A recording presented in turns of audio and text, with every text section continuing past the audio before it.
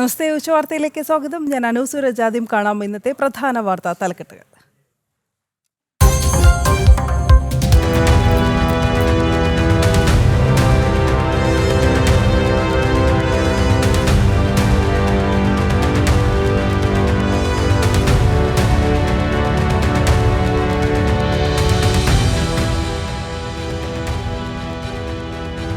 വികസിത ഭാരതത്തിന് കരുത്ത് പകർന്ന പ്രധാനമന്ത്രി ബംഗളൂരുവിൽ തുടക്കം കുറിച്ചത് വൻ പദ്ധതികൾക്ക്. 3 വന്ദേ ഭാരത് ട്രെയിനുകൾ ഫ്ളാഗ് ഓഫ് ചെയ്തും ബംഗളൂരു മെട്രോയുടെ യെല്ലോ ലൈൻ നാടിന് സമർപ്പിച്ചും നരേന്ദ്രമോദി.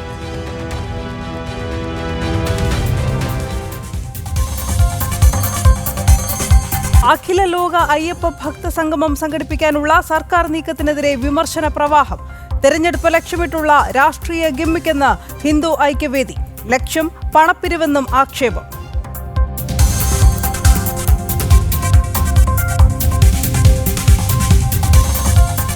ജമ്മുകശ്മീരിൽ ഓപ്പറേഷൻ അഖൽ തുടർന്ന് സുരക്ഷാസേന. കിഷ്ത്വാറിൽ സൈന്യവും ഭീകരരും തമ്മിൽ ഏറ്റുമുട്ടൽ. ദുൽമേഖലയിൽ വെടിവയ്പ്. ഭീകരർക്കായി തെരച്ചിൽ തുടരുന്നു.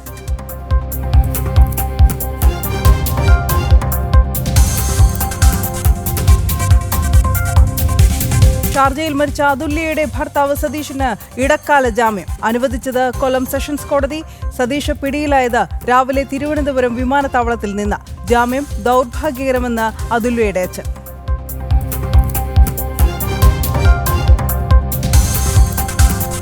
ബിഷപ്പ് ജോസഫ് പാംപ്ലാനിക്കെതിരെ ഡിവൈഎഫ്ഐ. ബിഷപ്പിന് നിയോമുള്ളറുടെ അവസ്ഥ വരുമെന്ന് സംസ്ഥാന സെക്രട്ടറി. ഹിറ്റ്ലറുടെ ചെയ്തികളെ അനുകൂലിച്ച പാസ്റ്റർക്ക് ജയിലിൽ കിടക്കേണ്ടി വന്നെന്നും വി.കെ. സനൂജ്.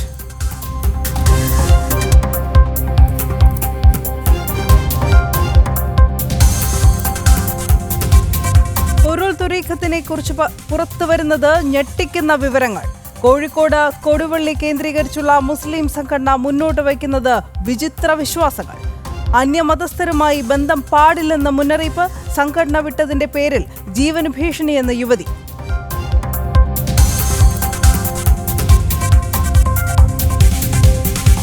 പലസ്തീനെ അംഗീകരിക്കില്ലെന്ന് ആവർത്തിച്ച് അമേരിക്ക. ലക്ഷ്യം ഹമാസിൽ നിന്നുള്ള മോചനമെന്ന് ജെഡി വാൻസ്. വേണ്ടത് ശാശ്വത പ്രശ്ന പരിഹാരമെന്നും US വൈസ് പ്രസിഡന്റ്.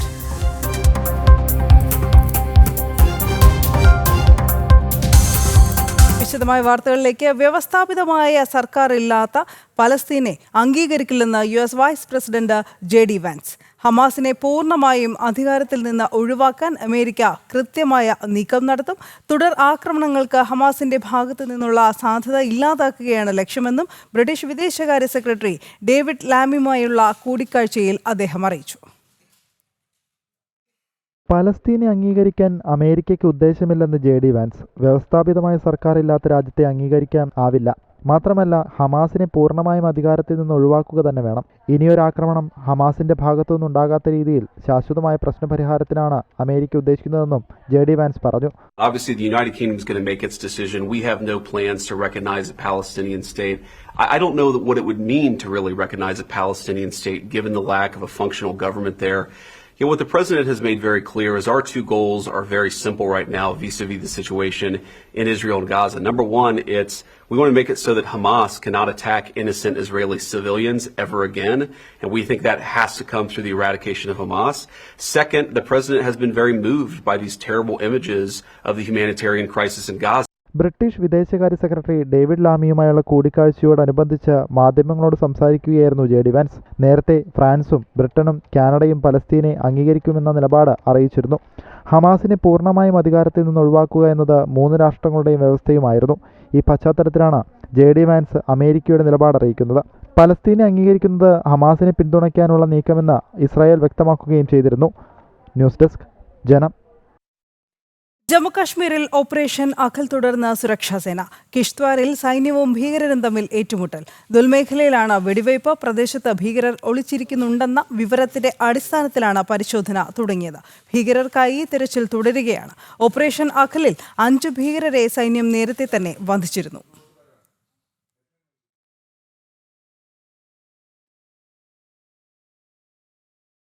ഷാർജയിൽ മരിച്ച അതുല്യയുടെ ഭർത്താവ് സതീഷിന് ഇടക്കാല ജാമ്യം.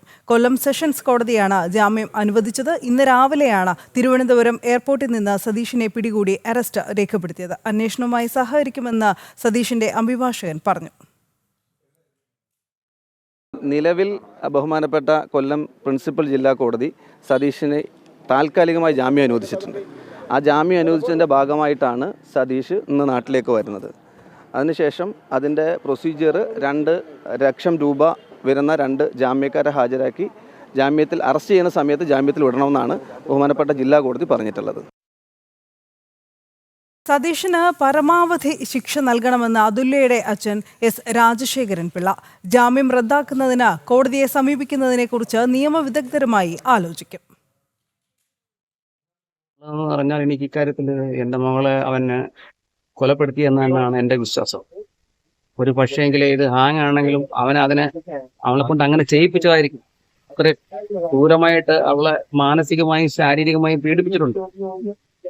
അപ്പോൾ അതിന് വേണ്ടുന്ന പോലീസ് അവനെ കസ്റ്റഡിയിലെടുത്ത് അത് ചോദ്യം ചെയ്തത് അതിന്റെ സത്യാവസ്ഥ തെളിയിച്ചെടുക്കണം. മനസ്സിലായോ? അതാണ് എനിക്ക് ഇക്കാര്യത്തിൽ പറയാനുള്ളത്. ഇതുവരെയുള്ള പോലീസിന്റെ അന്വേഷണം തൃപ്തികരമായിട്ട് തന്നെ പോകുന്നത്.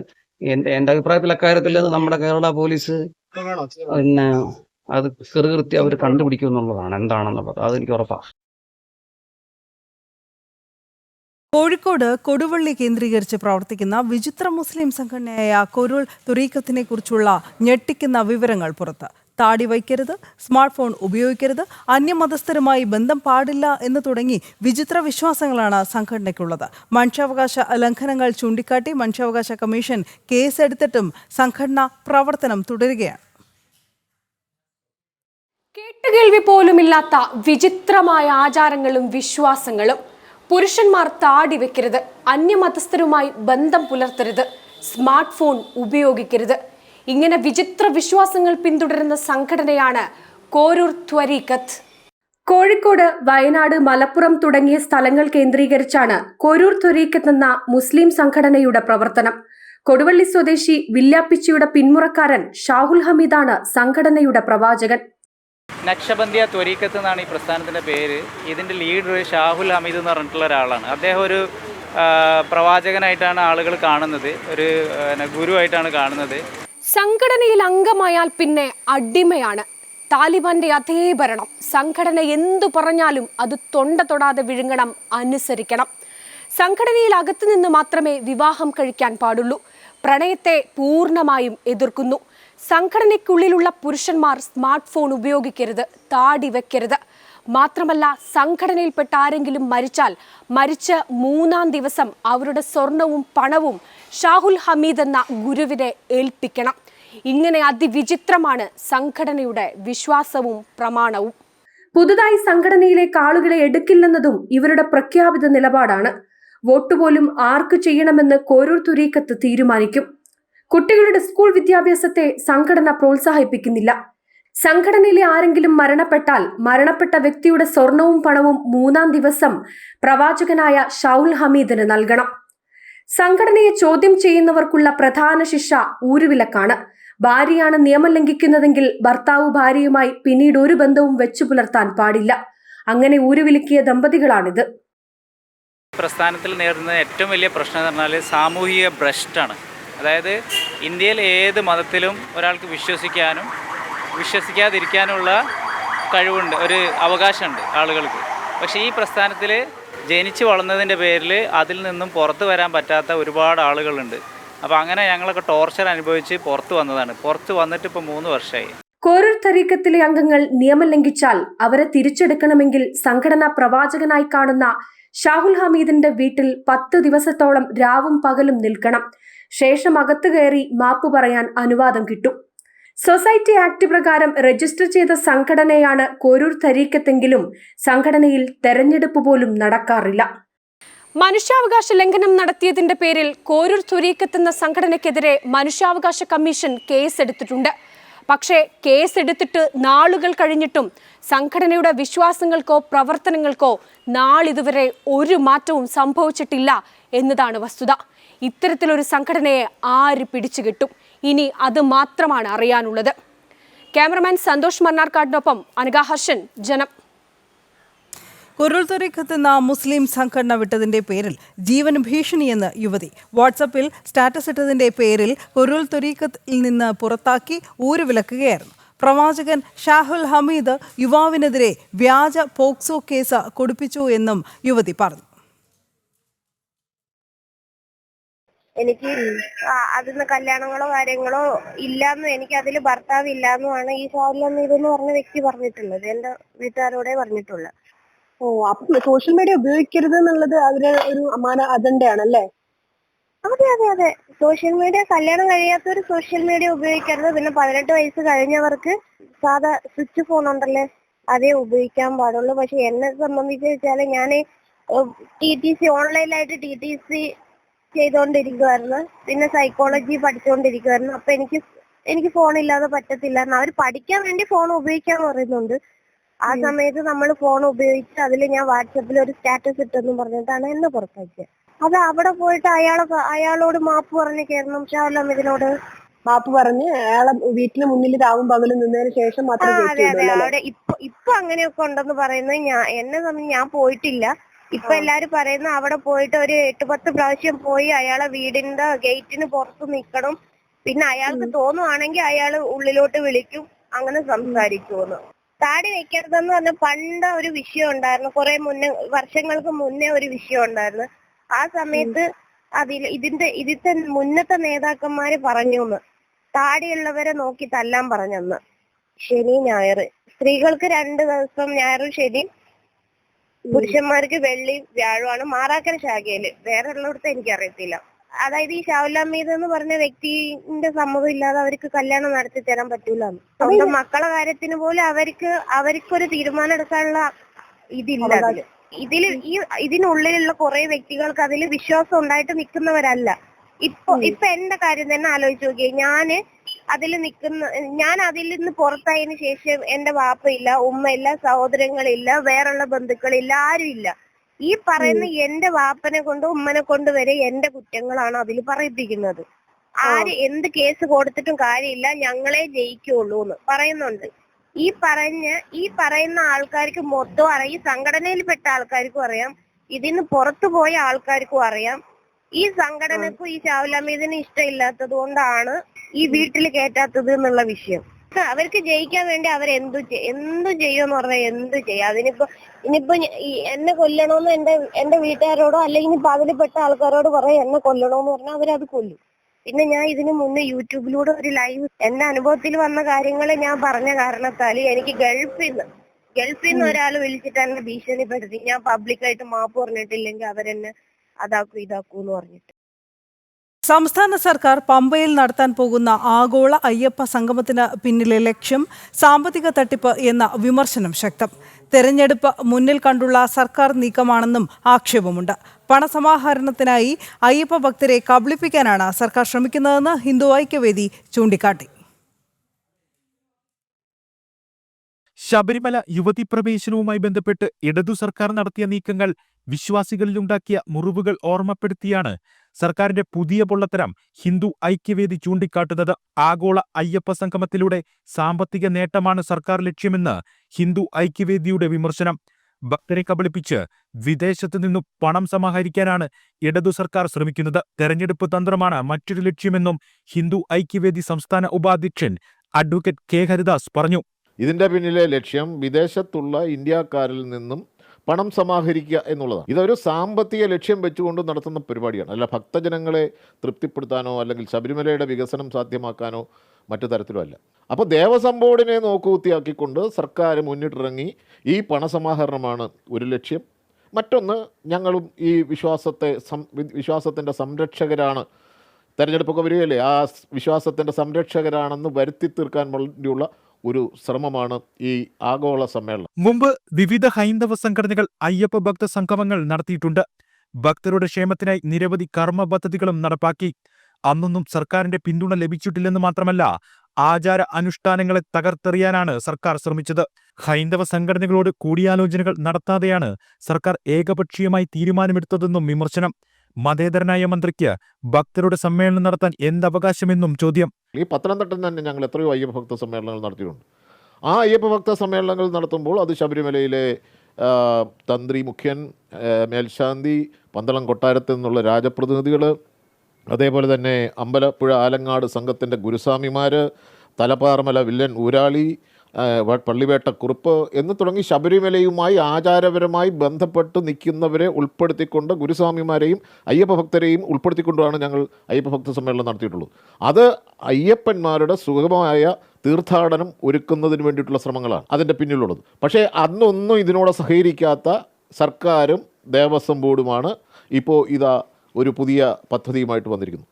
ദേവസ്വം ബോർഡും അല്ല പറഞ്ഞിരിക്കുന്നത്, മന്ത്രിയാണ് പറഞ്ഞിരിക്കുന്നത്. ഈ മന്ത്രിക്ക് എന്താണ് ഈ അയ്യപ്പ ഭക്ത സമ്മേളനം നടത്താൻ ഉള്ള അവകാശം? അദ്ദേഹം മതേതരനല്ലേ? അയ്യപ്പ സംഘടനകളെ ശബരിമലയിൽ നിന്നും നീക്കം ചെയ്യാൻ സർക്കാർ ശ്രമിക്കുകയാണെന്നും വിമർശനമുണ്ട്. ശബരിമലയിൽ ഭക്തർക്കാവശ്യമായ അടിസ്ഥാന സൗകര്യങ്ങൾ പോലും ഉറപ്പാക്കാതെ സാമ്പത്തിക നേട്ടത്തിൽ കണ്ണുവെച്ച് സെപ്റ്റംബർ മാസം 3-ാം വാരം പമ്പയിൽ സർക്കാർ നടത്താൻ പോകുന്ന ആഗോള അയ്യപ്പ സംഗമത്തിനെതിരെ ഹൈന്ദവ സംഘടനകൾ വ്യാപക പ്രതിഷേധമാണ് ഉയർത്തുന്നത്. ജനം, പത്തനംതിട്ട. സർക്കാരും ദേവസ്വം ബോർഡും ചേർന്ന് നടത്താനൊരുങ്ങുന്ന അഖില ലോക അയ്യപ്പ ഭക്ത സംഗമം വരുന്ന തെരഞ്ഞെടുപ്പ് ലക്ഷ്യം വെച്ചുള്ള രാഷ്ട്രീയ ഗിമ്മിക്കെന്ന് ഹിന്ദു ഐക്യവേദി. പരിപാടി നടത്താനുള്ള സർക്കാർ തീരുമാനം സംശയാസ്പദമാണ്. രാഷ്ട്രീയ ദുഷ്ടലാക്കോടെയാണ് സർക്കാർ അയ്യപ്പ സംഗമം നടത്താൻ ഒരുങ്ങുന്നത് എന്ന് ഹിന്ദു ഐക്യവേദി സംസ്ഥാന പ്രസിഡന്റ് RV ബാബു പറഞ്ഞു.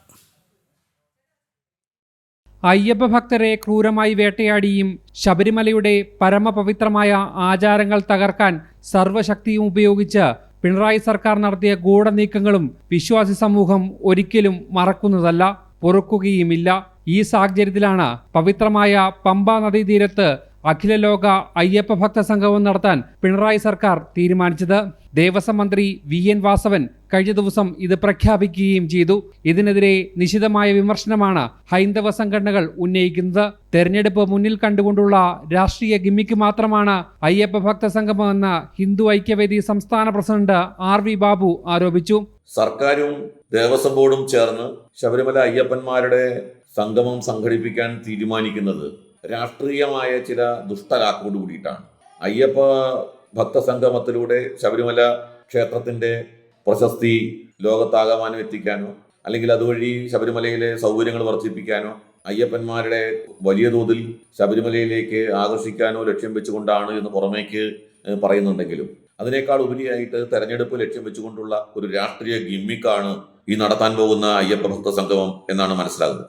അയ്യപ്പ ഭക്ത സംഗമം നടത്താനുള്ള സർക്കാർ തീരുമാനം സംശയാസ്പദമാണ്. രാഷ്ട്രീയ ദുഷ്ടലാക്കോടെയാണ് സർക്കാർ പരിപാടി നടത്തുന്നതെന്നും RV ബാബു പറഞ്ഞു. നമുക്ക് സർക്കാരിന് ഈ കാര്യത്തിൽ എന്താണ് താല്പര്യം എന്ന് മനസ്സിലാവുന്നില്ല. ഒരു മതവിശ്വാസത്തിൽപ്പെടുന്ന ആളുകളെ സർക്കാർ നേരിട്ട് വിളിച്ചു കൂട്ടുക, അയ്യപ്പന്മാരെ നേരിട്ട് വിളിച്ചു കൂട്ടുന്ന, ശബരിമല അയ്യപ്പന്മാരെ നേരിട്ട് വിളിച്ചു കൂട്ടുന്ന നടപടി സർക്കാരിന്റെ ഭാഗത്തു നിന്നുണ്ടാകുന്നത് ഒരു തരത്തിലും ഭൂഷണമല്ല. ഈ നിലയ്ക്ക് നാളെ ഗുരുവായൂരപ്പ ഭക്തന്മാരെ വിളിച്ചു കൂട്ടുന്ന സമീപനം സർക്കാർ എടുക്കുമോ? അപ്പോൾ ഇത് രാഷ്ട്രീയം ലക്ഷ്യം വെച്ചുകൊണ്ട് നടത്തുന്ന ഒരു പൊളിറ്റിക്കൽ ഗിമ്മിക്കാണ്. ഇതിൻ്റെ അകത്തെ എത്രമാത്രം ആത്മാർത്ഥതയുണ്ട് എന്നുള്ളത് കണ്ടറിയേണ്ടതാണ്. അയ്യപ്പ ഭക്ത സംഗമത്തിലെ സർക്കാരിന്റെ പൊള്ളത്തരം വരും ദിവസങ്ങളിലും തുറന്നു കാട്ടാനാണ് ഹൈന്ദവ സംഘടനകളുടെയും ഭക്തജന കൂട്ടായ്മകളുടെയും തീരുമാനം. ജനം, കൊച്ചി. റഷ്യ യുക്രൈൻ സമാധാന ചർച്ചകളിൽ യുക്രൈൻ പ്രതിനിധിയെ ഉൾപ്പെടുത്തണമെന്ന് യൂറോപ്യൻ രാജ്യങ്ങൾ. വെള്ളിയാഴ്ച പുടിൻ ട്രംപ് കൂടിക്കാഴ്ച നടക്കാനിരിക്കെയാണ് യൂറോപ്യൻ രാജ്യങ്ങൾ നിലപാട് വ്യക്തമാക്കിയത്. യൂറോപ്യൻ കമ്മീഷനും Italy, France, Britain, Poland, Germany, Finland തുടങ്ങിയ രാജ്യങ്ങളും സംയുക്ത പ്രസ്താവനയിലാണ് ഇക്കാര്യം ആവശ്യപ്പെട്ടത്. വെള്ളിയാഴ്ച പുടിൻ ട്രംപ് കൂടിക്കാഴ്ച നടക്കാനിരിക്കുന്ന വേളയിലാണ് യൂറോപ്യൻ രാജ്യങ്ങളുടെ നിലപാട്. യുക്രൈൻ സംഘർഷം കൂടിക്കാഴ്ചയിൽ പ്രധാന വിഷയമാകുമെന്നും വിവരങ്ങൾ പുറത്തുവന്നിരുന്നു. ഈ സാഹചര്യത്തിലാണ് യൂറോപ്യൻ കമ്മീഷനും Italy, France, Britain, Poland, Germany, Finland തുടങ്ങിയ രാജ്യങ്ങളും സംയുക്ത പ്രസ്താവനയിലൂടെ ഇക്കാര്യം ആവശ്യപ്പെട്ടത്. യുക്രൈനില്ലാതെ ആ രാജ്യത്തിന്റെ കാര്യങ്ങൾ തീരുമാനിക്കാനാവില്ലെന്ന് പ്രസ്താവനയിൽ പറയുന്നു. യുക്രൈനെ ഉൾപ്പെടുത്താതെയുള്ള ചർച്ചകൾ അംഗീകരിക്കില്ലെന്ന് വ്ളോഡിമിർ സെലൻസ്കിയും അറിയിച്ചിരുന്നു. യുക്രൈൻ ഉൾപ്പെടാത്ത ചർച്ച നിർജീവമെന്നാണ് അദ്ദേഹം പറഞ്ഞത്. അതേസമയം ഇത്തവണയല്ല, പിന്നീടായിരിക്കും സെലൻസ്കിയുമായി ചർച്ചയെന്നും ട്രംപ് അറിയിച്ചു. പരസ്പരം കൈവശം വച്ചിരിക്കുന്ന റഷ്യയുടെയും യുക്രൈന്റെയും ഭൂപ്രദേശങ്ങൾ കൈമാറേണ്ടി വരുമെന്ന സൂചനയും ട്രംപ് നൽകിയിരുന്നു. ഇതിനെതിരെയും സെലൻസ്കി മറുപടി നൽകി. യുക്രൈനെതിരായ തീരുമാനങ്ങൾ സമാധാനത്തെ തകർക്കുമെന്നായിരുന്നു പ്രസിഡന്റിന്റെ മുന്നറിയിപ്പ്. ഇന്റർനാഷണൽ ഡെസ്ക്, ജനം. കേന്ദ്രമന്ത്രി സുരേഷ് ഗോപിയുടെ ഓഫീസിന് പ്രത്യേക പോലീസ് സുരക്ഷ. അക്രമ സാധ്യത മുന്നിൽ കണ്ടാണ് പ്രത്യേക സുരക്ഷ ഏർപ്പെടുത്തിയത്. തൃശൂർ ചേറൂരിലെ ഓഫീസിൽ പോലീസിനെയും വിന്യസിച്ചു കഴിഞ്ഞു. കേന്ദ്രമന്ത്രിയുടെ സുരക്ഷ വർദ്ധിപ്പിച്ചിരിക്കുകയാണ്. കേന്ദ്രമന്ത്രി സുരേഷ് ഗോപിയുടെ തൃശൂരിലെ ഓഫീസിന് മുൻപിൽ പ്രത്യേക പോലീസ് സുരക്ഷയാണ് ഏർപ്പെടുത്തിയിരിക്കുന്നത്. സനു കെ സജീവ് കൂടുതൽ വിവരങ്ങൾ നൽകും. സനു, എന്ത് സാഹചര്യത്തിലാണ് കേന്ദ്രമന്ത്രിയുടെ ഓഫീസിന് സുരക്ഷ വർദ്ധിപ്പിച്ചത്? വിവരങ്ങൾ.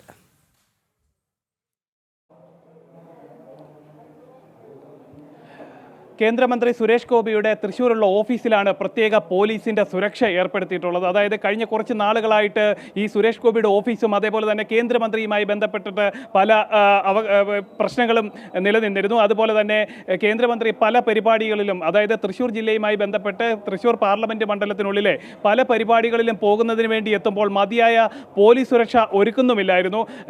കഴിഞ്ഞ തവണ വന്നപ്പോൾ ഏതാനും ആഴ്ചകൾക്ക് മുമ്പ് സുരേഷ് ഗോപി തൃശ്ശൂരിലെത്തുകയും ഒരു പരിപാടിക്ക് പങ്കെടുക്കാൻ പോകുകയും ചെയ്തിരുന്നു.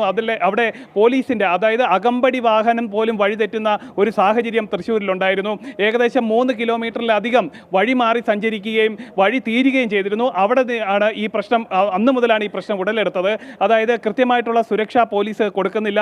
ഒപ്പം തന്നെ സ്പെഷ്യൽ ബ്രാഞ്ചിൻ്റെ അടക്കമുള്ള ഉദ്യോഗസ്ഥർ ഈ കേന്ദ്രമന്ത്രി എത്തുന്നതിന് മുമ്പ് സ്ഥലത്തെത്തുകയും സൈറ്റ് വിസിറ്റ് നടത്തി അവിടുത്തെ റിപ്പോർട്ട് അടക്കം കൈമാറുകയൊക്കെ ചെയ്യുന്നതാണ്. ഇത്തരത്തിൽ കൈമാറിയ റിപ്പോർട്ടിന് ശേഷവും വഴി തെറ്റുന്നത് പതിവായതോടുകൂടിയാണ് ഇത്തരത്തിൽ സുരേഷ് ഗോപിക്ക്, കേന്ദ്രമന്ത്രിക്ക് സുരക്ഷ കൂട്ടുന്ന ഒരു സാഹചര്യം ഉണ്ടായത്. അതുപോലെ തന്നെ ഏതാനും ദിവസങ്ങൾക്ക് മുൻപ് ഡിവൈഎഫ്ഐയുടെ നേതൃത്വത്തിൽ കേന്ദ്രമന്ത്രിയുടെ ഓഫീസിലേക്ക് ഒരു മാർച്ചൊക്കെ സംഘടിപ്പിച്ചിരുന്നു. അതായത് മുൻകൂട്ടി നിശ്ചയിക്കാതെ, മുൻകൂട്ടി അറിയിക്കാതെ, പോലീസിനെ പോലും അറിയിക്കാതെ സ്ഥലത്തേക്ക് മാർച്ച് എത്തുന്നു.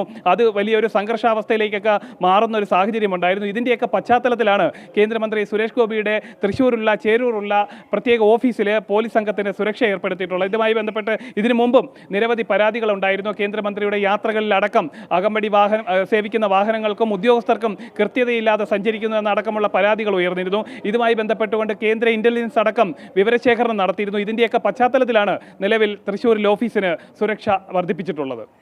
ശരി സർ.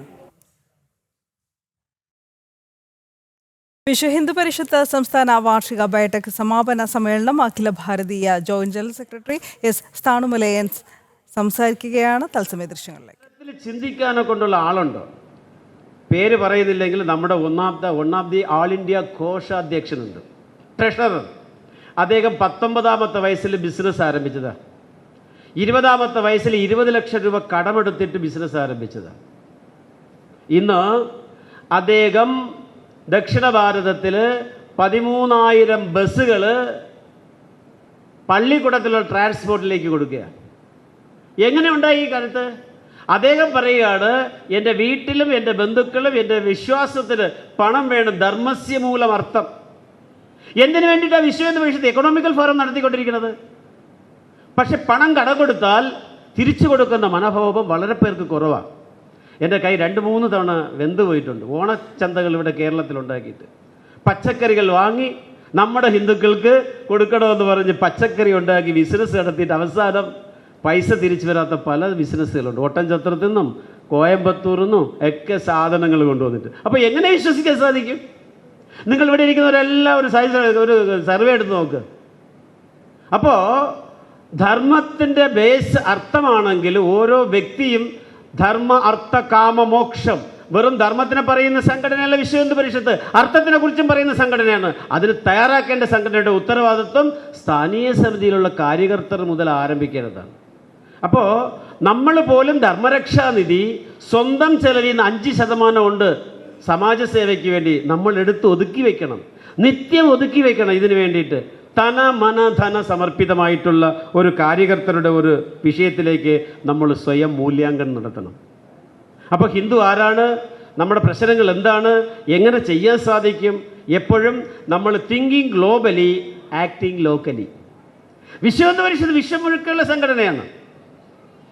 ശ്രീലങ്കയിൽ 2500 കുടുംബങ്ങൾക്ക്, ഈ യുദ്ധസമയത്ത് അച്ഛനോ അമ്മയോ ഇല്ലാത്ത കുടുംബങ്ങൾക്ക് ഡെയിലി അവിടുത്തെ ആളുകൾ സഹായിക്കുകയാണ്. അതിന് അമേരിക്കയിലുള്ള ഒരു ഫണ്ടിങ് കൂടെയുണ്ട്.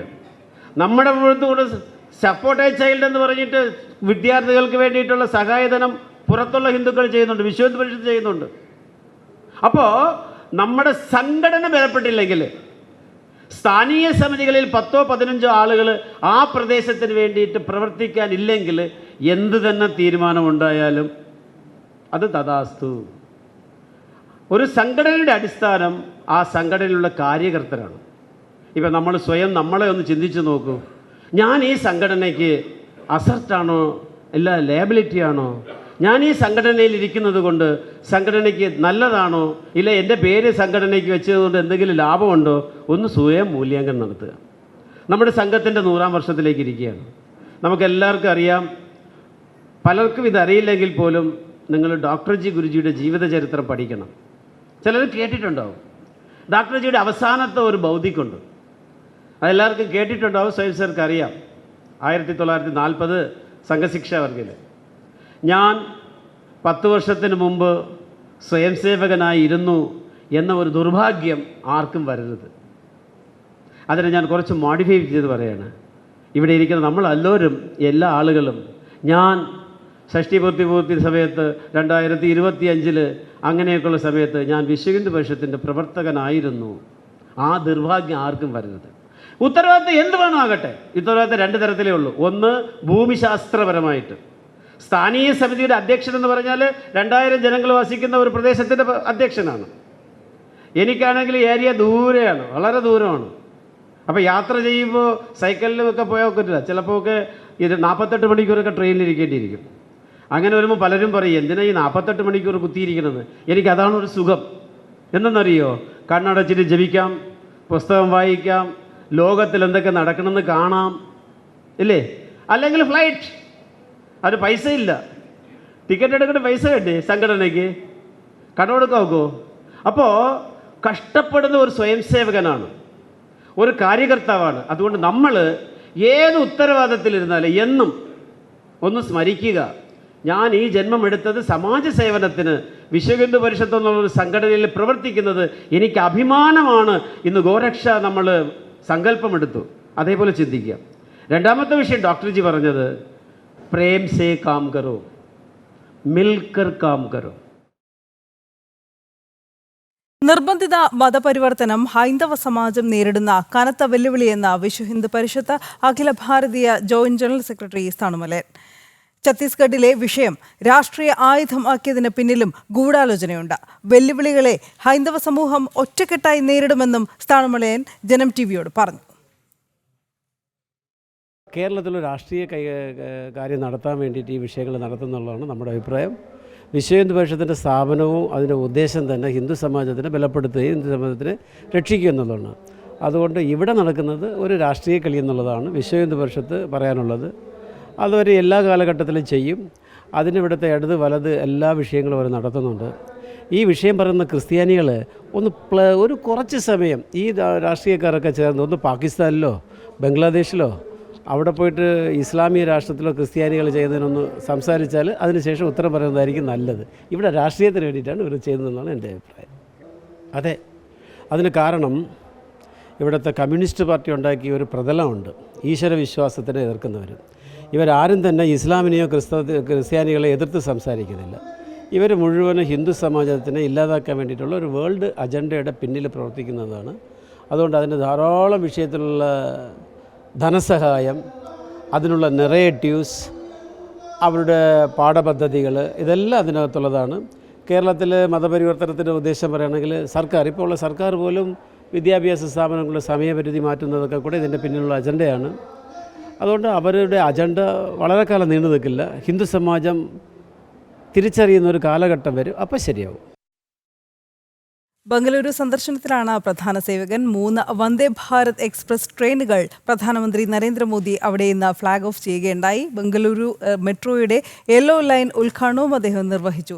ഈ പദ്ധതികൾ ബംഗളൂരു നഗരത്തിന്റെ കണക്ടിവിറ്റി വർദ്ധിപ്പിക്കുകയും യാത്രാസമയം കുറയ്ക്കുകയും ചെയ്യും. തുടർന്ന് ബംഗളൂരുവിൽ പൊതുസമ്മേളനത്തെ അഭിസംബോധന ചെയ്യും മോദി.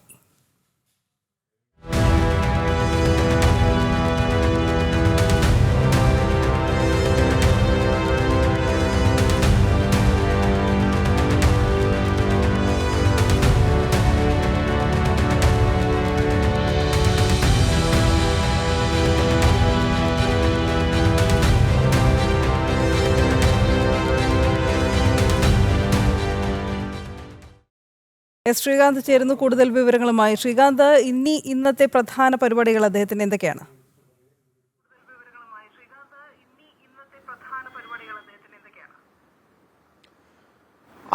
പ്രധാനമന്ത്രി നരേന്ദ്രമോദി ബംഗളൂരുവിൽ എത്തി. അദ്ദേഹം ഇപ്പോൾ അവിടെ നമ്മ മെട്രോയുടെ 2ാം ഘട്ട വികസനത്തിന്റെ ഭാഗമായുള്ള യെല്ലോ ലൈൻ ഉദ്ഘാടനം ചെയ്തിട്ടുണ്ട്.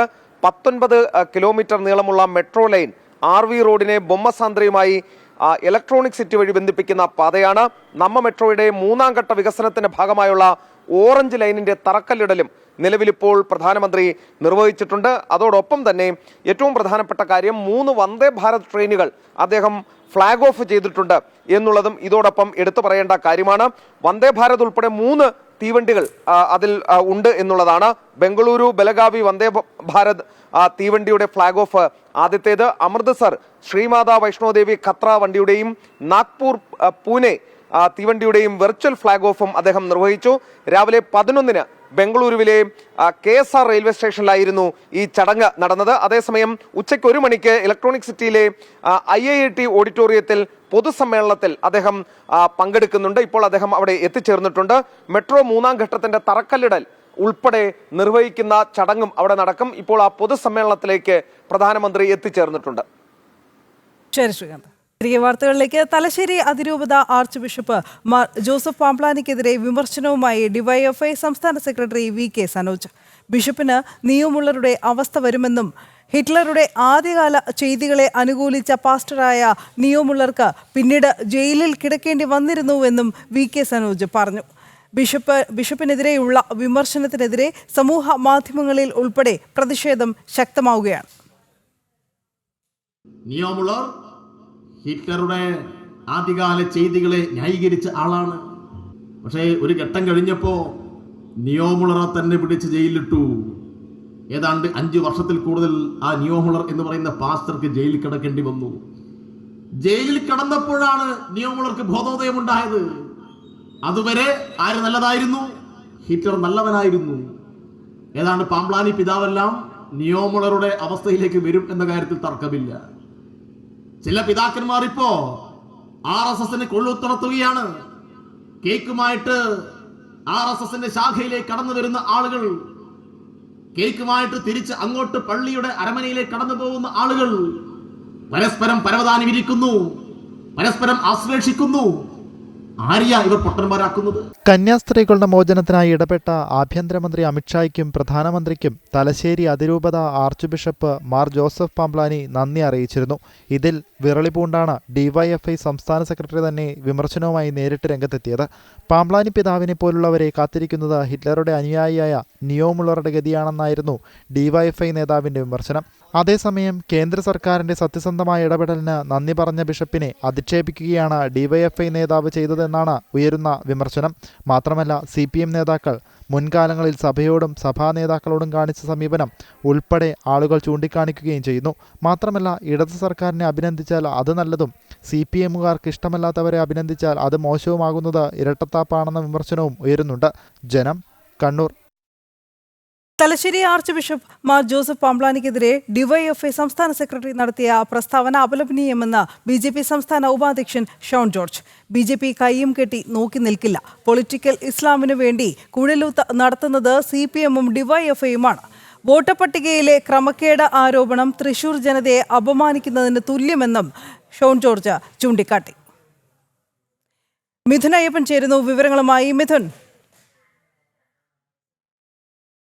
പൊളിറ്റിക്കൽ ഇസ്ലാം എത്ര കണ്ട് ശക്തമാണ്, അല്ലെങ്കിൽ കേരളത്തിന്റെ വിവിധ വിഷയങ്ങളിൽ എത്രത്തോളം ശക്തമായാണ് പൊളിറ്റിക്കൽ ഇസ്ലാം ഇടപെടുന്നത്, എത്രത്തോളം സ്വാധീനമുണ്ട് എന്ന് വ്യക്തമാക്കുകയാണ് BJP സംസ്ഥാന ഉപാധ്യക്ഷൻ ഷോൺ ജോർജ്. ഇപ്പോൾ Thalassery archbishop Mar Joseph പാംപ്ലാനിക്കെതിരെ ഡിവൈഎഫ്ഐ സംസ്ഥാന സെക്രട്ടറി നടത്തിയ പ്രസ്താവനയടക്കം ഇതിന്റെ ഭാഗമാണെന്നും ഈ പ്രസ്താവന അപലപനീയമാണെന്നും ഇപ്പോൾ ഷോൺ ജോർജ് വ്യക്തമാക്കിയിരിക്കുന്നു. BJP ഇത് കയ്യും കെട്ടി നോക്കി നിൽക്കില്ല എന്ന് വ്യക്തമാക്കുന്നു. നമുക്കറിയാം, ഇതിനു മുമ്പ് പാലാ ബിഷപ്പിനെതിരെ ഉണ്ടായ വിമർശനവും പ്രതിഷേധവുമെല്ലാം BJP പ്രവർത്തകരുമെല്ലാം കൂടി ചേർന്നാണ് പ്രതിരോധിച്ചതും ശക്തമായിട്ടുള്ള പ്രതിഷേധം രേഖപ്പെടുത്തിയതുമെല്ലാം. ഇപ്പോൾ പാംപ്ലാനിക്കെതിരെയുള്ള ഇത്തരം നീക്കങ്ങളെയും കയ്യും കെട്ടി നോക്കി നിൽക്കാൻ BJP തയ്യാറാകില്ല. BJP കൃത്യമായിട്ടുള്ള ഇടപെടൽ നടത്തും. ഇത്തരത്തിൽ പൊളിറ്റിക്കൽ ഇസ്ലാമിന് വേണ്ടി കുഴലൂത്ത് നടത്തുന്നത് CPM-ഉം DYFI-യുമാണ് എന്ന് വ്യക്തമാക്കിയിരിക്കുകയാണ് ഷോൺ ജോർജ്. DYFI ഇത്തരത്തിൽ പാമ്പാനിക്കെതിരെ നടത്തിയ പ്രസ്താവനകളിൽ കേരള കോൺഗ്രസ് M അതിന്റെ നിലപാട് എന്താണെന്ന് വ്യക്തമാക്കണമെന്ന് ഷോൺ ജോർജ് വ്യക്തമാക്കിയിരിക്കുന്നു. ഇതിനു മുമ്പ് പിണറായി വിജയനും അതുപോലെ തന്നെ സമാനമായിട്ടുള്ള പരാമർശങ്ങൾ നടത്തിയിട്ടുണ്ട്. ഇത്തരത്തിലുള്ള പരാമർശങ്ങൾ വ്യക്തമാകുന്നത് ഈ പൊളിറ്റിക്കൽ ഇസ്ലാമിന്റെ ഭാഗമായി ഇവരെല്ലാം പ്രവർത്തിക്കുന്നു എന്നുള്ളത് കൊണ്ട് തന്നെയാണ്. മറ്റൊന്ന്, ഈ തൃശ്ശൂരിലെ വോട്ടർമാരുടെ വിഷയവുമായി ബന്ധപ്പെട്ട ചില വിവാദങ്ങൾ ഉയർന്നിരുന്നു. സുരേഷ് ഗോപിക്ക് ലഭിച്ച വോട്ടുകൾ കൃത്രിമ വോട്ടുകൾ എന്നടക്കം വ്യക്തമാക്കിക്കൊണ്ടുള്ള അല്ലെങ്കിൽ ആരോപിച്ചുകൊണ്ടുള്ള വിവാദങ്ങൾ ഉണ്ടായിരുന്നു. ഇത് പരാതിയുണ്ടോ എന്നാണ് ഷോൺ ജോർജ് ഇക്കാര്യത്തിൽ ചോദിക്കുന്നത്. നേരത്തെ തെരഞ്ഞെടുപ്പ് കമ്മീഷൻ രാഹുൽ ഗാന്ധിയോട് ചോദിച്ച അതേ ചോദ്യം തന്നെയാണ്. പരാതിയുണ്ടോ, ഉണ്ടെങ്കിൽ തെളിവുകളടക്കം നൽകുക എന്നുള്ള അതേ ചോദ്യം തന്നെ ഷോൺ ജോർജ് ഇവിടെ തിരികെ ചോദിച്ചിരിക്കുന്നു. തൃശ്ശൂരിലെ വോട്ടർ പട്ടികയിലെ ക്രമക്കേട് സംബന്ധിച്ച് പരാതിയുണ്ടോ, ഉണ്ടെങ്കിൽ അതിന്റെ അനുസൃതമായിട്ടുള്ള നടപടിയിലേക്ക് നീങ്ങണം. തൃശ്ശൂർ ജനതയെ അപമാനിക്കുന്നത് തുല്യമാണ് ഇത്തരത്തിലുള്ള ആരോപണങ്ങളെന്നും അദ്ദേഹം വ്യക്തമാക്കുകയുണ്ടായി. മറ്റൊന്ന്, ഛത്തീസ്ഗഡിൽ ഉണ്ടായ വിഷയങ്ങൾ അത് ജുഡീഷ്യൽ കസ്റ്റഡിയിലായതാണ് വിഷയങ്ങൾ ഇത്തരത്തിൽ കുഴപ്പമായത്. ചെറുതും വലുതുമായി ഉണ്ടായ ഇത്തരം സംഭവങ്ങൾ അത് ഉണ്ടാകാതിരിക്കാനുള്ള നീക്കങ്ങൾ ഉണ്ടാകുമ്പോൾ തിരുത്തുക എന്നതാണ് ചെയ്യാൻ കഴിയുന്നത്. അത് കൃത്യമായി ഈ ഛത്തീസ്ഗഡിലെ കന്യാസ്ത്രീ വിഷയത്തിൽ BJP ചെയ്തു കഴിഞ്ഞു. അതിൽ ഇടപെട്ട് അത് കൃത്യമായിട്ടുള്ള നടപടിയിലേക്ക് നീങ്ങുകയും ചെയ്തു എന്നുള്ളതാണ് ഇപ്പോൾ ഷോൺ ജോർജ് കോട്ടയത്ത് നടത്തിയ വാർത്താസമ്മേളനത്തിൽ വ്യക്തമാക്കിയത്. തൃശൂർ ലോക്സഭാ മണ്ഡലത്തിലെ വോട്ടുമറിക്കൽ ആരോപണത്തിൽ തെളിവുകളില്ലാതെ ഇടത് വലത് മുന്നണികൾ. വോട്ടുമറിക്കൽ ആരോപണം ഉന്നയിച്ച DCC പ്രസിഡന്റ് ജോസഫ് ടാജറ്റും CPI നേതാവ് VS സുനിൽകുമാറും കോടതിയെ സമീപിക്കില്ലെന്ന് അറിയിച്ചു. വോട്ടുമറിക്കലിൽ തെളിവുണ്ടെങ്കിൽ കോടതിയെ സമീപിക്കാൻ BJP വെല്ലുവിളിച്ചു. രാഹുൽ ഗാന്ധിയുടെ വോട്ട് മറിക്കൽ ആരോപണത്തിന്റെ ചുവട് പിടിച്ചാണ് തൃശൂർ ലോക്സഭാ മണ്ഡലത്തിലും വോട്ട് മറിക്കൽ നടന്നുവെന്ന ആരോപണവുമായി തൃശൂർ DCC പ്രസിഡന്റ് ജോസഫ് ടാജറ്റും CPI നേതാവും തൃശൂർ ലോക്സഭാ മണ്ഡലം LDF സ്ഥാനാർത്ഥിയുമായിരുന്ന VS സുനിൽകുമാറും രംഗത്ത് വന്നത്. ലോക്സഭാ തെരഞ്ഞെടുപ്പിന് മുന്നോടിയായി ക്രമവിരുദ്ധമായി BJP വോട്ട് ചേർത്തുവെന്ന് DCC പ്രസിഡന്റ് ജോസഫ് ടാജറ്റ് ആരോപിച്ചു. സുരേഷ് ഗോപിയുടെ ബന്ധുക്കളുടെ വോട്ട് തൃശൂർ ലോക്സഭാ മണ്ഡലത്തിൽ ഉണ്ടെന്നാണ് അദ്ദേഹത്തിന്റെ അവകാശവാദം. എന്നാൽ ചട്ടം ലംഘിച്ച് വോട്ടുകൾ ചേർത്തതിന്റെ തെളിവുകളുണ്ടെങ്കിൽ കോടതിയിൽ പോകുമോ എന്ന ചോദ്യത്തിന് ഇല്ല എന്ന മറുപടിയാണ് DCC പ്രസിഡന്റ് നൽകിയത്. ഇതിന്റെ പൂർണ്ണ തെളിവുകളില്ലെന്നും ജനങ്ങളെ മാത്രം ബോധിപ്പിക്കുകയാണ് കടമയെന്നും DCC പ്രസിഡന്റ് പറഞ്ഞ് തടി തപ്പി. ഇതിന് പിന്നാലെയാണ് ഈ ആരോപണം ഏറ്റുപിടിച്ചുകൊണ്ട് CPI നേതാവ് കൂടിയായിട്ടുള്ള VS സുനിൽകുമാർ രംഗത്ത് വന്നത്. ഒരു പടി കൂടി കടന്ന് അന്നത്തെ കളക്ടർ കൃഷ്ണതേജ വ്യാജ വോട്ട് ചേർക്കലിന് കൂട്ടുനിന്നുവെന്നും സുനിൽകുമാർ ആരോപിച്ചു. എന്നാൽ ഇതിന്റെ തെളിവ് തന്റെ കൈവശമില്ലെന്നും VS സുനിൽകുമാർ പത്രസമ്മേളനത്തിൽ പറഞ്ഞു. പല മണ്ഡലങ്ങളിലും സമാന നിലയിൽ വോട്ടുകൾ ചേർക്കപ്പെട്ടുവെന്നും സുനിൽകുമാർ ആരോപണമായി ഉന്നയിച്ചു. എന്നാൽ സുനിൽകുമാറിന്റെ ആരോപണങ്ങളെ കണക്കുകൾ നിരത്തിയാണ് BJP തിരിച്ചടിച്ചത്. 2021-ലും 2024-ലും നടന്ന തിരഞ്ഞെടുപ്പുകളിൽ VS സുനിൽകുമാറിന്റെ അന്തിക്കാട് പഞ്ചായത്തിലെ വോട്ടിങ്ങിന്റെ കണക്കുകൾ നിരത്തി BJP രംഗത്ത് വന്നു. 2021-ൽ അന്തിക്കാട് പഞ്ചായത്തിൽ LDF നേടിയത് 7185 വോട്ടുകളാണ്. 2024 എത്തിയപ്പോൾ LDFന് നേടാൻ സാധിച്ചത് 5229 വോട്ടുകൾ മാത്രം.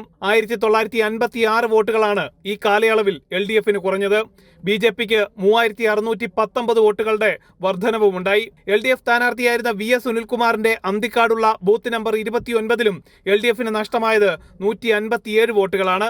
ഇക്കാലയളവിൽ BJPക്ക് 135 വോട്ടുകളുടെ വർധനവുണ്ടായി.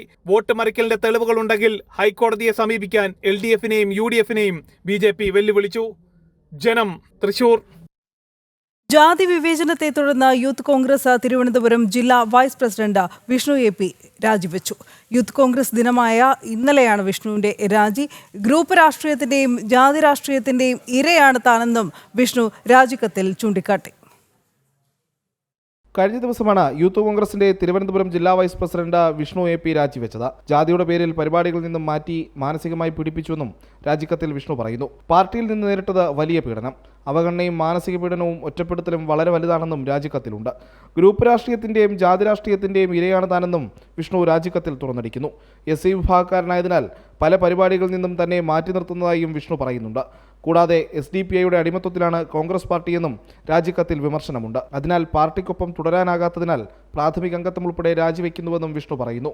വ്യാജ ID കാർഡിന് പിന്നാലെ തുടർച്ചയായി യൂത്ത് കോൺഗ്രസിൽ വിവാദം പുകയുകയാണ്. ജനം, തിരുവനന്തപുരം. തിരുവനന്തപുരത്ത് ഫുട്പാത്തിൽ കാർ ഇടിച്ചു കയറി അപകടം. ജനറൽ ആശുപത്രിക്ക് സമീപത്താണ് അപകടം. 4 പേർക്ക് പരിക്കേറ്റു. വാഹനം ഓടിച്ചത് വട്ടിയൂർക്കാവ് സ്വദേശി വിഷ്ണു. SP ശ്രീനന്ദ നൽകും കൂടുതൽ വിവരങ്ങൾ. ശ്രീനന്ദ, എപ്പോഴാണ് അപകടമുണ്ടായത്? പരിക്കേറ്റവരുടെ നില എങ്ങനെ?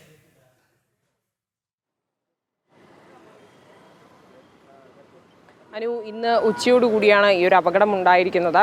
ചാക്കയിൽ നിന്ന് തിരുവനന്തപുരം സെൻട്രലിലോട്ട് വരുന്ന വഴിക്കാണ് നമ്മുടെ ജനറൽ ഹോസ്പിറ്റലിൻ്റെ മുൻവശത്തായിട്ടാണ് ഈ ഒരു അപകടം നടന്നിരിക്കുന്നത്. എൻ്റെ പുറകിൽ കാണുന്ന ഈ ഒരു കാറാണ് അമിത വേഗതയിൽ വന്ന കാറ്. ആ ഒരു ഈ ഫുട്പാത്തിൻ്റെ അപ്പുറത്തെ സൈഡിൽ നിന്ന് ഇടിച്ച് കയറി ഇങ്ങോട്ട് വരികയായിരുന്നു. ഇതൊരു ഓട്ടോ സ്റ്റാൻഡാണ്. ജനറൽ ഹോസ്പിറ്റലിൻ്റെ മുൻവശമാണ് ഓട്ടോ സ്റ്റാൻഡാണ്. ഈ ഓട്ടോ സ്റ്റാൻഡിൻ്റെ പരിസരത്ത് ഓട്ടോ ഡ്രൈവർമാർ നിൽക്കുന്ന സമയത്തായിരുന്നു ഈ ഒരു അപകടം ഉണ്ടായത്. ആ ഓട്ടോ ഡ്രൈവർമാരായ 3 പേർക്കാണ് പരിക്കേറ്റിരിക്കുന്നത്. മൊത്തം 5 പേർക്കാണ് പരിക്കുകൾ ഏറ്റിരിക്കുന്നത് ഇപ്പോൾ ലഭ്യമാകുന്ന വിവരം. അതിൽ 3 പേരുടെ നില ഗുരുതരമാണ്. 2 കാൽനട യാത്രക്കാർക്കും പരിക്കുകൾ ഏറ്റിട്ടുണ്ട്. അവർ ആരൊക്കെയാണെന്നുള്ള വിവരം നമുക്ക് ഇതുവരെയും ലഭ്യമായിട്ടില്ല. സുരൻ, ഷാഫി, കുമാർ എന്നിവരാണ് ഓട്ടോ ഡ്രൈവർമാർ. ഇവരെ ഇപ്പോൾ തിരുവനന്തപുരം മെഡിക്കൽ കോളേജ് ആശുപത്രിയിൽ പ്രവേശിപ്പിച്ചിരിക്കുകയാണ്. നമുക്ക് RTO കുറച്ച് മുൻപ് പ്രതികരിക്കുകയുണ്ടായി. ഈ ഒരു വാഹനം ഓടിച്ച വ്യക്തിയുടെ പേര് വട്ടിയൂർക്കാവ് സ്വദേശിയായ വിഷ്ണുദാസ് എന്ന് പറയുന്ന ആളാണ്. അയാൾക്ക് ഡ്രൈവിങ്ങിൽ വലിയ പരിജ്ഞാനമില്ലാത്ത ഒരു വ്യക്തിയാണ്. ആ ഒരു കാരണം കൊണ്ടാകാം ഈ ഒരു അപകടം ഉണ്ടായിട്ടുണ്ടാവുക എന്നാണ് നമുക്ക് മനസ്സിലാക്കാൻ സാധിക്കുന്നത്. അശ്രദ്ധമായ ഡ്രൈവിംഗ് ആണ് ഈ ഒരു അപകട കാരണം. ബ്രേക്കിന് പകരം ആക്സിലേറ്റർ ചവിട്ടിയത് കൊണ്ടാണ് ഈ ഒരു അപകടം ഉണ്ടായത് എന്നാണ് പ്രാഥമികമായിട്ടുള്ള നിഗമനം എന്ന് പറയുന്നത്. എന്തായാലും 2 കാൽനട യാത്രക്കാർക്ക് നല്ല പരിക്കുകളാണ് ഏറ്റിരിക്കുന്നത്. അവർ ആരൊക്കെയാണെന്നുള്ള കാര്യം ഇതുവരെയും വ്യക്തമായിട്ടില്ല. എന്തായാലും ഇവരെ എല്ലാവരും തന്നെ ഇപ്പോൾ മെഡിക്കൽ കോളേജ് ആശുപത്രിയിൽ ചികിത്സയിലാണ്. ഈ 5 പേരും എന്താകും അവരുടെ അവസ്ഥ എന്നുള്ള കാര്യത്തിൽ തീരുമാനമായിട്ടില്ല. എന്തായാലും ഈ ഒരു 2 വ്യക്തികളാണ് കാറിലുണ്ടായിരുന്നത്. ഇവരെ ഇപ്പോൾ പോലീസ് സ്റ്റേഷനിലേക്ക് കൊണ്ടുപോയിട്ടുണ്ട്. ഇവർക്ക് പരിക്കുകളൊന്നും തന്നെയില്ല എന്നാണ് നമുക്കിപ്പോൾ മനസ്സിലാക്കാൻ സാധിക്കുന്നത്. സംസ്ഥാനത്ത് പ്രീ പ്രൈമറി റാങ്ക് ഹോൾഡേഴ്സിന് യഥാസമയം നിയമനം ലഭിക്കുന്നില്ല എന്ന പരാതി. പ്രീ പ്രൈമറി കോഴ്സുകൾ പഠിച്ചിറങ്ങി PSC പരീക്ഷ എഴുതി റാങ്ക് ലിസ്റ്റിൽ ഉൾപ്പെട്ടവർ ഇന്ന് കയറി ഇറങ്ങാത്ത ഇടങ്ങളില്ല. ഒഴിവുകൾ കൃത്യമായി റിപ്പോർട്ട് ചെയ്ത് റാങ്ക് ലിസ്റ്റിൽ ഉൾപ്പെട്ടവരുടെ നിയമനം ഉറപ്പാക്കണമെന്നതാണ് ആവശ്യം. 2019 PSC പ്രീ പ്രൈമറി പരീക്ഷയുടെ വിജ്ഞാപനം നടത്തിയത്. 5 വർഷത്തെ കാത്തിരിപ്പിന് ശേഷം 2024 റാങ്ക് ലിസ്റ്റ് പ്രസിദ്ധീകരിച്ചു. നാമമാത്രമായ ഉദ്യോഗാർത്ഥികൾക്കാണ് നിയമനം ലഭിച്ചത്. റാങ്ക് ലിസ്റ്റിൽ ഉൾപ്പെട്ട ബാക്കിയുള്ളവർ ഇന്ന് നിസ്സഹായരാണ്. ഞങ്ങൾ അന്വേഷിച്ചപ്പോൾ എല്ലാ സ്കൂളുകളിലും പ്രീ പ്രൈമറി ഉണ്ട്. അപ്പോൾ എന്തുകൊണ്ടാണ് ഗവൺമെൻറ് ഈ പ്രീ പ്രൈമറിക്ക് വേണ്ടുന്ന ഒരു പരിഗണന നൽകാത്തതും അധ്യാപക തസ്തികൾ കൂട്ടുകയും, അതായത് LP UP തസ്തികൾ ഒരുപാടുണ്ട്. പക്ഷെ ഞങ്ങൾക്ക് പരിമിതമായ എണ്ണം മാത്രമേ ഉള്ളൂ. അപ്പോൾ ഇതിനുള്ള പരിഹാരങ്ങൾ ഗവൺമെൻറ് ഞങ്ങൾക്ക് ചെയ്തു തരണം. ജില്ലകളിലെ പ്രീ പ്രൈമറി വിഭാഗത്തിൽ ഒഴിവുകൾ കൃത്യമായി റിപ്പോർട്ട് ചെയ്യുന്നില്ല. താലോലം, വർണ്ണക്കൂടാരം തുടങ്ങിയ പദ്ധതികൾ വന്നിട്ടും അവിടെ PSC വഴിയുള്ള നിയമനങ്ങൾ നടക്കുന്നില്ല. നിരവധി പരാതികൾ വിദ്യാഭ്യാസ മന്ത്രിക്കും വകുപ്പ് തല മേധാവികൾക്കും PSCക്കും നൽകിയെങ്കിലും ഇതുവരെ പരിഹാരമില്ല. നമ്മൾ പറയുന്നതെന്ന് പറഞ്ഞാൽ 60 വയസ്സൊക്കെ കഴിഞ്ഞ് നിൽക്കുന്ന ഓണറേറിയം മേടിക്കുന്ന ടീച്ചേഴ്സ് ഉണ്ട്, ശാരീരിക ബുദ്ധിമുട്ടുള്ളവരൊക്കെ. ആ ഒരു ഒഴിവുകളിലെങ്കിലും നമുക്ക് PSC റാങ്ക് ലിസ്റ്റിലുള്ളവർക്ക് നിയമനം തരണം. അത് മാത്രമല്ല, ഈ നമ്മുടെ വർണ്ണക്കൂടാരം വന്ന സ്കൂളുകൾ എന്തായാലും അത് PSC ഏറ്റെടുക്കണമെന്ന് തന്നെയാണ് പറയാനുള്ളത്. മിക്കവരും കരഞ്ഞ് ഓരോ ദിവസങ്ങളും തള്ളി നീക്കുന്ന അവസ്ഥയാണ്.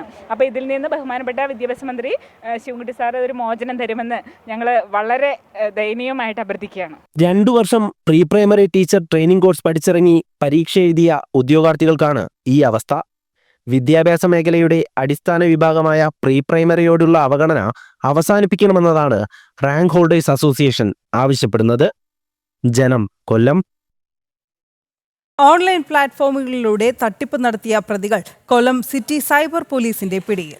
ഷെയർ ട്രേഡിംഗിന്റെ മറവിൽ 1,75,00,000-ലധികം രൂപ തട്ടിയെടുത്ത കണ്ണൂർ സ്വദേശികളും ജോലി വാഗ്ദാനം നൽകി പണം തട്ടിച്ച ഷൊർണൂർ സ്വദേശിയുമാണ് പിടിയിലായത്. നിരവധി പേരാണ് ഇവരുടെ കെണിയിൽ വീണത്. ഷെയർ ട്രേഡിംഗ് നടത്തിയാൽ കുറഞ്ഞ സമയത്തിനുള്ളിൽ വൻ ലാഭമുണ്ടാക്കാമെന്നും അതിനാവശ്യമായ എല്ലാ നിർദ്ദേശങ്ങളും നൽകാമെന്നും വിശ്വസിപ്പിച്ചാണ് കണ്ണൂർ സ്വദേശികളായ റയീസും നാസീമും തട്ടിപ്പ് നടത്തിയത്. ഒരു ട്രേഡിംഗ് പ്ലാറ്റ്ഫോമിന്റെ അതേ പേരിലുള്ള വ്യാജ ആപ്ലിക്കേഷൻ ഇൻസ്റ്റാൾ ചെയ്യിപ്പിച്ച് അതിലൂടെ തവണകളായി പണം നിക്ഷേപമായി സ്വീകരിച്ചു. ലാഭം വർദ്ധിക്കുന്നതായി ആപ്ലിക്കേഷനിൽ കണ്ടതോടെ ഇരയായവർ കൂടുതൽ തുക നിക്ഷേപിക്കുകയായിരുന്നു. അങ്ങനെ കൊല്ലം കിളിക്കൊല്ലൂർ സ്വദേശിക്ക് നഷ്ടമായത് 1,75,00,000-ലക്ഷത്തിലധികമാണ്. യുവാവിന്റെ പരാതിയിലാണ് കൊല്ലം സിറ്റി സൈബർ പോലീസ് പ്രതികളെ പിടികൂടിയത്. മറ്റു സംസ്ഥാനങ്ങളിലും പ്രതികൾക്കെതിരെ സമാനമായ പരാതികൾ നിലവിലുള്ളതായി പോലീസ് കണ്ടെത്തി. റൈസിനെ നാസിമിനെ അറസ്റ്റ് ചെയ്തത് ഇത് 2 ജോയിന്റ് അക്കൗണ്ടാണ്. ഒരു കമ്പനിയുടെ പേര് തുടങ്ങിയ ഒരു കറണ്ട് അക്കൗണ്ടാണ്. ആ അക്കൗണ്ടിലോട്ടാണ് ഒരു 46 ലക്ഷം രൂപ, ഈ 1,75,00,000 ആ ക്യാഷിൽ നിന്ന് 46 ലക്ഷം രൂപയാണ് അതിൽ പോയിരിക്കുന്നത്. ആ കമ്പനിയുടെ പേരിലുള്ള കറണ്ട് അക്കൗണ്ടാണ്. അത് നമ്മൾ അതിന് ബേസ് ചെയ്തുള്ള അന്വേഷണത്തിലാണ് ഇവരിലോട്ട് എത്തിയത്. ഷെയർ ട്രേഡിങ് തട്ടിപ്പാണ്. അത് കുറേ 2 കൊല്ലമായിട്ട് കണ്ടുവരുന്നൊരു തട്ടിപ്പാണ്. അല്ല, ഇപ്പോൾ ഈ പറയപ്പെടുന്ന ഈ നമ്മളെ പൈസ പോകുന്ന ആൾക്കാരുടെ എല്ലാം അക്കൗണ്ട് ഇന്ത്യയിൽ തന്നെയുള്ള പല ബാങ്കുകളുടെ അക്കൗണ്ടിലോട്ടാണ് പൈസ പോകുന്നത്. ഒരു പൈസ നേരിട്ട് വിദേശത്തോട്ട് അയക്കുന്നില്ല. സമൂഹ മാധ്യമങ്ങൾ വഴി ഡ്രൈവർ ജോലിക്കായി ആളെ ആവശ്യമുണ്ടെന്ന് പരസ്യം നൽകിയാണ് പാലക്കാട് ഷൊർണൂർ സ്വദേശി 27-കാരൻ വിഷ്ണു തട്ടിപ്പ് നടത്തിയത്. ജോലിക്കായി പരസ്യത്തിൽ കണ്ട നമ്പറിൽ വിളിക്കുന്നവരോട് മുൻകൂറായി രേഖകളും ഫീസിനത്തിൽ പണവും വാങ്ങും. തുക കൈക്കലാക്കിയ ശേഷം ബ്ലോക്ക് ചെയ്യുകയാണ് പതിവ്. തട്ടിപ്പ് തുടരുന്നതിനിടെയാണ് കൊല്ലം സ്വദേശിയുടെ പരാതിയിൽ ഇയാളെയും പോലീസ് പിടികൂടുന്നത്. ഹോസ്പിറ്റലിലേക്ക് കൊണ്ടുപോകുന്നതിന് ഡ്രൈവർമാരെ ആവശ്യമുണ്ട് എന്നുള്ള ഒരു പരസ്യമാണ് അദ്ദേഹമായി ഈ ആഡ് നൽകിയിരിക്കുന്നത്. അപ്പോൾ ഇന്നോവ കാറ്, സാലറി എല്ലാം അതിൽ പ്രത്യേകമായിട്ട് പറയുന്നു. അപ്പോൾ അന്വേഷണത്തിൽ ഇന്നലെ അദ്ദേഹത്തെ ഈ പറഞ്ഞ പാലക്കാട് ചെർപ്പുളശ്ശേരിയിൽ നിന്ന് അറസ്റ്റ് ചെയ്യുകയുണ്ടായി. വിഷ്ണു എന്നാണ് പേര്. അദ്ദേഹത്തിന് കൊല്ലവുമായിട്ട് ബന്ധമെന്ന് പറയുന്നത് കൊല്ലത്ത് ഒരു സ്വദേശിനിയാണ് വിവാഹം കഴിച്ചിരിക്കുന്നത്. ഫേസ്ബുക്കിൽ വഴി പരിചയപ്പെട്ട് വിവാഹം കഴിച്ചിരിക്കുന്നത്. അപ്പോൾ അതിൽ വലിയൊരു കേരളത്തിൽ അന്വേഷിച്ചപ്പോൾ കേരളത്തിൽ പല സ്റ്റേഷനിലും ഇപ്പോൾ കേസുകൾ രജിസ്റ്റർ ചെയ്തിട്ടുണ്ട്. അതാണ് പ്രധാനപ്പെട്ട ഒരു സൈബറുമായിട്ട് ഇന്നലെ നടന്ന ഒരു അറസ്റ്റ്. വ്യാജ പരസ്യം നൽകി പ്രതി 8 ലക്ഷത്തോളം രൂപയുടെ തട്ടിപ്പ് നടത്തിയതായാണ് കണ്ടെത്തൽ. ട്രേഡിംഗിലൂടെയും തൊഴിൽ വാഗ്ദാനത്തിലൂടെയുമുള്ള ഇരു തട്ടിപ്പുകളിലും കൂടുതൽ പരാതിക്കാരുണ്ടോ എന്ന് കൊല്ലം സിറ്റി സൈബർ പോലീസ് അന്വേഷിച്ചു വരികയാണ്. ജനം, കൊല്ലം. കൊല്ലം കൊട്ടാരക്കരയിൽ മോഷണം തുടർക്കഥയാകുന്നു. പുലമൺ ജംഗ്ഷനിൽ പാർക്ക് ചെയ്തിരുന്ന ഓട്ടോയിൽ നിന്ന് പണം അപഹരിച്ച മോഷ്ടാക്കൾ. സംഭവത്തിന്റെ CCTV ദൃശ്യങ്ങൾ പുറത്തായി.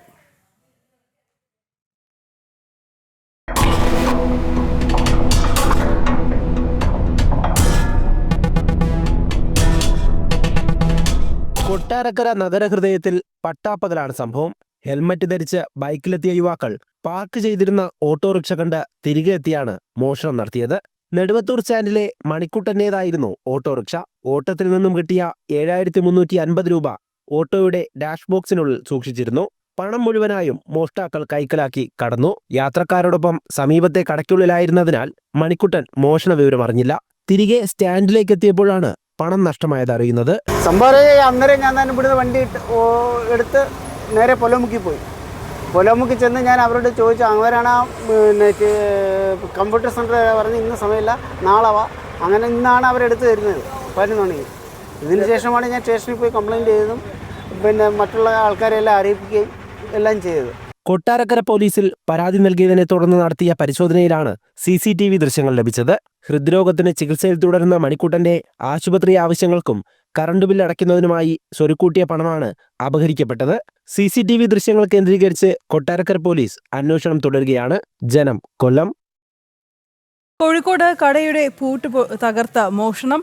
മുക്കം അഗസ്ത്യമൊഴി അങ്ങാടിയിലെ തിരുവമ്പാടി റോഡിലുള്ള അബി സ്റ്റോറിലാണ് പുലർച്ചെയോടെ മോഷണം നടന്നത്. മോഷണത്തിന്റെ CCTV ദൃശ്യങ്ങൾ പുറത്തുവന്നു. 6,000-ഓളം രൂപ മോഷണം പോയി. മുക്കം കാഞ്ഞിറമൊഴി പാറശ്ശേരി പറമ്പിൽ മുഹമ്മദ് അലിയുടെ കടയിലാണ് മോഷണം നടന്നത്. ഇന്ന് രാവിലെ കട തുറക്കാൻ വന്നപ്പോഴാണ് മോഷണ വിവരം അറിയുന്നത്.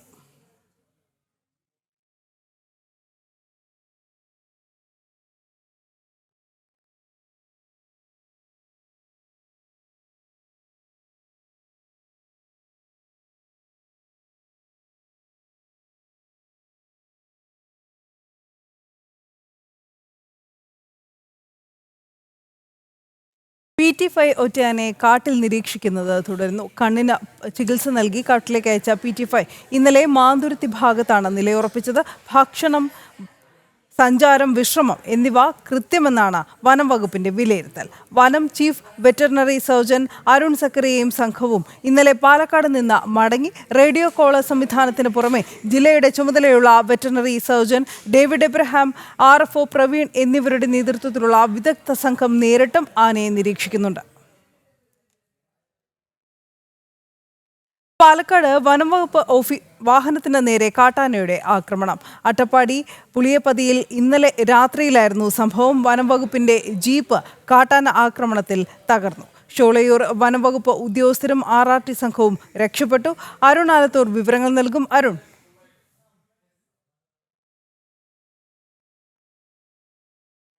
അരുണിലേക്ക് മടങ്ങിയെത്താം. മറ്റു വാർത്തകളിലേക്ക്.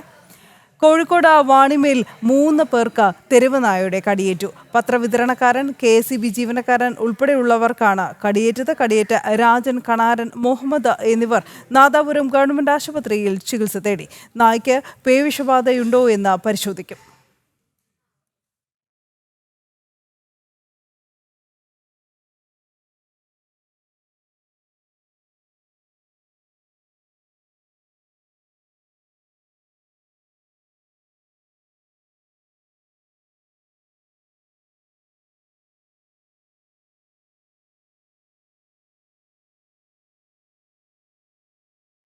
മദ്യവിൽപ്പന ഓൺലൈനാക്കുന്നത് സംബന്ധിച്ച് ശുപാർശയുമായി ബെവ്കോ. ഇതിനായി മൊബൈൽ ആപ്പ് തയ്യാറാക്കി ബെവ്കോ ശുപാർശ സർക്കാരിന് കൈമാറി. വരുമാന വർധനവ് ലക്ഷ്യമിട്ടാണ് ഓൺലൈനിലൂടെ നിബന്ധനകൾക്ക് വിധേയമായി മദ്യവിൽപ്പനയ്ക്ക് ഒരുങ്ങുന്നത്. സംസ്ഥാനത്ത് ഓൺലൈനിലൂടെ മദ്യം വിൽക്കുന്നതിനുള്ള തീരുമാനവുമായി ബെവ്കോ മുന്നോട്ട്. ഇത് സംബന്ധിച്ച വിശദമായ ശുപാർശ ബെവ്കോ MD ഹർഷിത അട്ടല്ലൂരി സർക്കാരിന് സമർപ്പിച്ചു. വരുമാന വർധനവ് ലക്ഷ്യമിട്ടാണ് ഓൺലൈനിലൂടെ നിബന്ധനകൾക്ക് വിധേയമായി മദ്യവിൽപ്പനയ്ക്ക് ഒരുങ്ങുന്നത്. ഓൺലൈൻ മദ്യവിൽപ്പനയ്ക്കായി ബെവ്കോ മൊബൈൽ ആപ്ലിക്കേഷനും തയ്യാറാക്കി. സ്വിഗ്ഗി അടക്കമുള്ള ഓൺലൈൻ ഡെലിവറി പ്ലാറ്റ്ഫോമുകൾ താൽപ്പര്യമറിയിച്ച് മുന്നോട്ട് വന്നിട്ടുണ്ടെന്നാണ് ബെവ്കോ MD ഹർഷിത അട്ടല്ലൂരി വ്യക്തമാക്കുന്നത്. 3 വർഷം മുമ്പും സർക്കാരിനോട് ഓൺലൈൻ മദ്യവിൽപ്പനയ്ക്ക് ബെവ്കോ അനുമതി നേടിയിരുന്നു. എന്നാൽ സർക്കാർ അനുമതി നൽകിയിരുന്നില്ല. 23 വയസ്സിന് മുകളിലുള്ളവർക്കായിരിക്കും ഓൺലൈനിൽ മദ്യം വാങ്ങാൻ കഴിയുക. മദ്യം നൽകുന്നതിന് മുൻപ് പ്രായം തെളിയിക്കുന്ന രേഖ നൽകണം. ഓൺലൈൻ മദ്യവിൽപ്പനയ്ക്ക് പുറമെ വീര്യം കുറഞ്ഞ മദ്യം പുറത്തിറക്കണമെന്നും ബെവ്കോ ശുപാർശ നൽകിയിട്ടുണ്ട്. മദ്യവിൽപ്പന വർദ്ധിപ്പിക്കാൻ ലക്ഷ്യമിട്ടാണ് പുതിയ തീരുമാനം. വിനോദസഞ്ചാരികളടക്കം വീര്യം കുറഞ്ഞ മദ്യം പുറത്തിറക്കണമെന്ന നിർദ്ദേശം മുന്നോട്ട് വെച്ചിട്ടുണ്ടെന്നാണ് ബെവ്കോ അധികൃതർ വ്യക്തമാക്കുന്നത്. വിദേശ നിർമ്മിത ബിയർ വിൽപ്പനയും അനുവദിക്കണമെന്ന് ബെവ്കോ ആവശ്യപ്പെട്ടിട്ടുണ്ട്. ജനം, തിരുവനന്തപുരം. ഈ വാർത്താ ബുള്ളറ്റിൻ ഇവിടെ സമാപിക്കുന്നു. നമസ്തേ.